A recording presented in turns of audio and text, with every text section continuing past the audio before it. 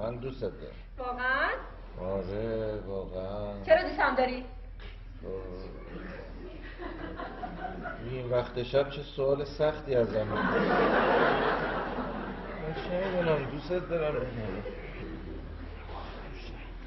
تو میگی دوستم داری ولی نمیدونی چرا دوستم داری. چجوری حرفتو باور کنم؟ هر وقت ازت میپرسم چرا دوستم داری از جواب دادن فرار میکنی. دوست داشتن دلیل نمیخواد میتره، یه حس درونی.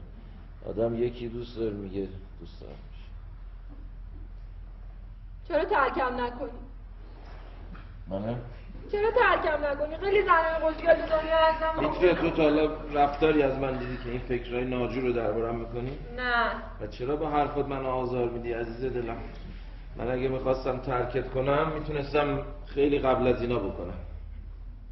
چرا ترکم نکنی؟ اگه من مرد بودم به خاطر زنای دیگه زن خودم رو ترک میکردم. فکر کن یه زن خوشگلی بیاد بهت بگه آقا من ازتون خوشم میاد، تو چی کار میکنی امید؟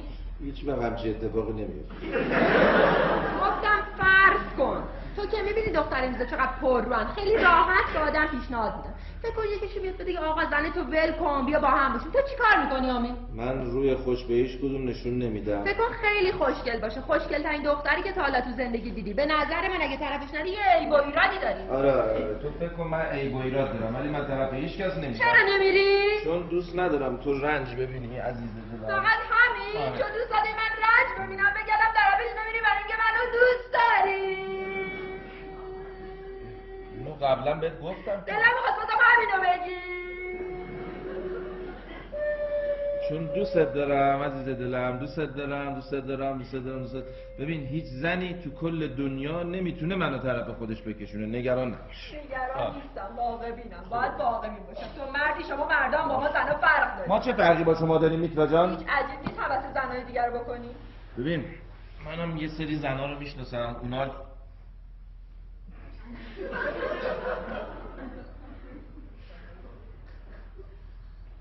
زنن. با تو هم؟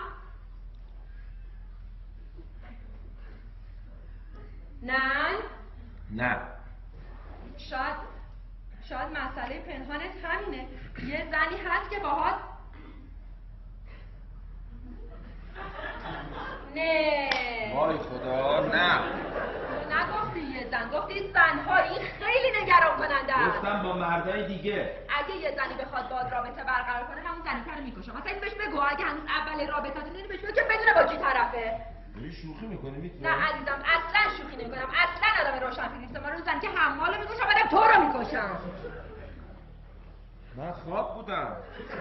اومدی بیدارم کردی داری همینجور با من شوخی میکنی ولی من اصلا حوصله خندیدن ندارم. میخوام لابد الکی دنبال بهانه میگردی که دعوا را بندازیم. ما به این قشنگی داشتیم با هم حرف میزدیم، برای چی خرابش کردیم؟ به بعدی جان گفتم تو بهم خیانت کردی. مگه من مسئول خواب تو هم؟ پس باید بهم بگی مسائل پنهانی. نه پس تو با یکی شاید بیشتر از یکی رابطه. ندارم عزیزم ندارم. وقتی یه مردی مسئله پنهانی داره مسئله که زنش نباید بدونه، اون فقط رابطه باید. ندارم عزیزم، من اصلا رابطه ندارم. دروغ میگی، اصلا دوستم نداری. وای امید اصلا دوستم نداری، اما متنفرم نیست. نه من دوست دارم، فقط نمیدونم این وقت شب چجوری و با چه فرمولی بهت اثبات کنم دوست دارم. دوستم نداری. قبلا باید میگفتم دوستم نداری، در جا میگفتی دوستت دارم ولی این بار سکوت کردی. ببین میترا من خواب بودم، تو اومدی بیدارم کردی، شروع کردی به شکنجه دادنم. من پدرسگ اگه همون لحظه اول بهت نمیگفتم عزیزم، تو همون لحظه اول شروع میکردی به شکنجه دادن من. ببین اگر فکر کردی هر دفعه اینجوری به من گیر میدی میفهمونی دوستم داری، واقعا اشتباه میکنی ها. من دقیقاً همین لحظه های زندگیمون رو دوست ندارم. ببین مادرت میگه، گوش کن میخوام از مادرت بگم. مادرت میگه یه زنی وقتی به شوهرش سخت میگیره یعنی میخواد بگه دوستش داره، ولی من فکر میکنم این دوست داشتن نیسته، این دقیقاً شکنجه است. آره میترا عزیز دلم. بله هیچ، فقط میخواستم صدا دوست دارم باور. تو کارتو بیشتر از من دوست داری. باش راست میگی به من فکر کن. تو نمیخوای بذاری من بخوابم؟ اگه دوستم داری به من فکر کن. بیا. حالا داری به من فکر میکنی؟ آره دیگه. حالا به کارت فکر کن. دیدی وقتی هم بگردی این کارا نکردی اصلا دوستم نداری. نه شوخی نکردی. من دوستت دارم خوشگل من. دوستت دارم خوشگل من. دوستت دارم خوشگل من. دوستت دارم خوشگل من. حالا یه بار میتونی که به کارت فکر کردی به من فکر کن. حالا به زنای دیگه فکر کن. حالا بگو یه بچه داریم به بچه‌مون فکر کن.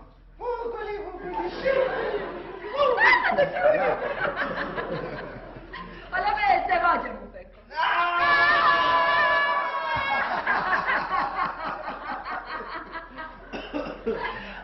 حالا بخوابیم. نه حالا تو حتما بخواب یه چیزایی فکر کنم. من بخواب؟ تو بخواب.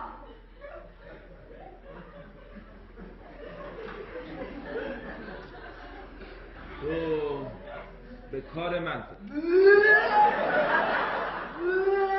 ولی فکر کن.